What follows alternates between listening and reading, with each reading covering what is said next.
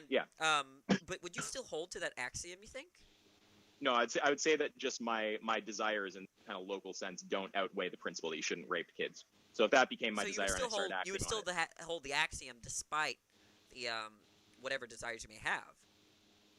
yeah, I mean, I would say that yeah, the axiom is like more important to me. So you are, to me, you are a moral realist, and you believe in moral facts, right? You just think that it's No, because no, I mean, I think those facts reduce down to I prefer this. wait, that's not what you just said. You said it was an axiom, which means it doesn't reduce to down to anything. It's just a Yeah, brute but it's fact. but yeah, but what's the axiom bootstrapped out of? It's bootstrapped out Nothing. of I want a world like No, no. this. The axiom, remember, is irrational. There's no justification or reason for having an axiom, right? You assume that position to start with. So if you're Oh, saying, okay. Well, it depends. It depends on the language you're using. In that sense, I wouldn't call it an axiom. Like I would ultimately say it's bootstrapped from my preference. well, that's what I've been saying all along, but you said no, no. It's higher than my preference. I heard you say that.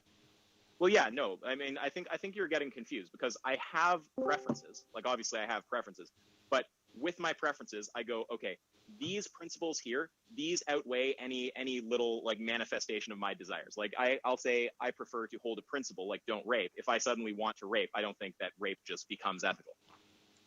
Now So you're like the okay. So base, let's start over because there might be confusion, but I don't think it's on my part. So let's say there is this fact that you ought not.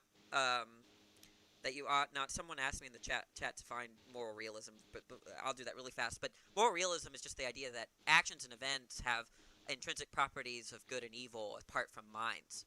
Okay, apart from preferences or minds or brains or whatever you want to call it. Okay, but anyways, which I don't believe. Yeah. right, which you don't believe, but if you're thinking that something is axiomatic, you're establishing that it's true without any justification. Okay, so the law of identity, A equals A, is an axiom. You think that's true, Mhm. but there's nothing to justify the law of identity. In the same way, you're saying that, and I think you went back on it. That's fine.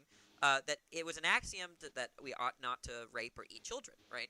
That's Well, yeah, true, I independent. yeah. Mhm. Okay, Yeah, and no, no, because and what specifically you said, what I asked is if you were to have a serum where you had all the shit your desires shifted to want to rape children, you said that statement still is more carries more weight than your desire to have children or to want to eat children yeah, or like whatever. yeah. So when I back off the term axiom, it's just to try to work with the language that you're using, so we don't get hung up on semantics.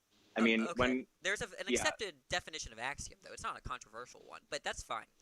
yeah, no, I mean when I'm talking about a moral axiom, I'm just talking about like what the most base level rule is. If you want to say if there's anything like beneath it, like if it's bootstrapped out of something like preferences, it's not an axiom, then you can say preference is the axiom if you want to go there. Okay, so But that goes back to way back when I said that if you're justifying your moral claims through your preferences, if that's what you hold to, a moral relativism, then the person, the non-vegan, could just it has just as much weight in their moral claims as you do.